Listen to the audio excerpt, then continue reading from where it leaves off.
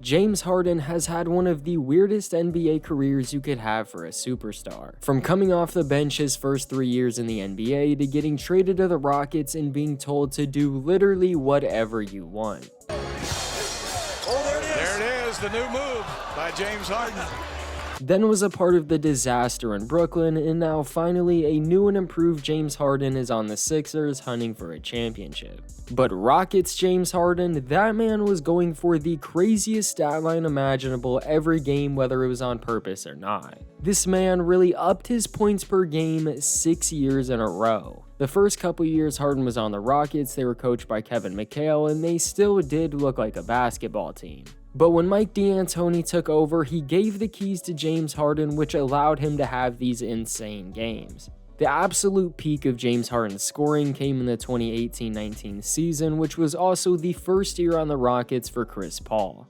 It was also the same season where Carmelo Anthony started the season with the Rockets, which seemed like a perfect fit. But no, they stopped playing him after 10 games. James Harden, on the other hand, would go on to average 36.1 points per game for the season, which is the 7th highest in NBA history. And if you get rid of God himself and Wilt Chamberlain, then the only other player that had a higher points per game season was Michael Jordan with 37 a game. But Harden averaged 36 a game while also averaging 7.5 assists every game too. He was the Rockets offense. That year, Harden would end the season with a usage rate of 40.3%, which is second all-time to Russell Westbrook's 2016-17 season. Wow, it would make nothing but logical sense to pair these two guys up. Every possession would either start with a high ball screen at the top or just a pure ISO. And that James Harden ISO was and still is something different. That spam dribble leads into 3 different things: a step back 3, a drive into a layup, or he draws a foul and he's going to the free throw line. And at the time, James Harden was no doubt leading the league in free throws per game. He was a huge part of the reason why the refs changed the way they judge 3-point fouls. You could play the most perfect defense on him and he's still going to figure out a way to draw a foul and go to the line. If James Harden was playing, the game was automatically 15 minutes longer because of all the free throws this man was about to take that night. He even had other dudes inventing new ways of playing defense just to try and guard James Harden. That's insane. His 2018 season was so incredible, there was no option but to give him MVP. He had 2 separate 61-point games, 7 games over 50 points, 19 40-point games, and 29 30-point games. Literally all in one season. He was also the first NBA player to attempt 20 free throws and 20 threes in the same game. There was even a point in time where Harden averaged 52 points over a 5-game stretch. That season, they were also an injury away from beating the Warriors and possibly winning a championship. Let's also not forget the fact that Harden missed 3 games in 3 seasons while averaging 27 a game for all 3. In the year after he averaged 36 a game, he averaged 34, so yeah, this didn't end overnight. The Rockets never actually technically won anything with James Harden, but they did push the limits of what a single player could do for a team, and to me, it was extremely entertaining to watch. James Harden on the Rockets was like when you're playing 2K's My Career. You're either going to score or get an assist. You're not going to swing the ball to the AIs and just let them cook. I'm not saying Harden looked at his teammates like AIs, but I also can't confirm that he didn't. The Rockets' main game plan was also just ISO ball, so Harden was just taking what the defense gave him.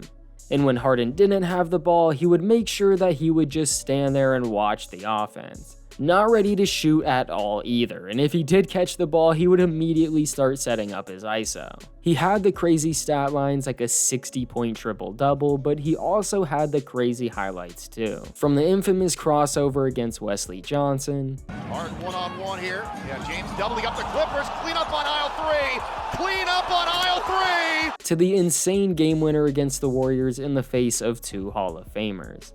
Down to 3, down to 2, it's a 3. Good! With 2 Warriors.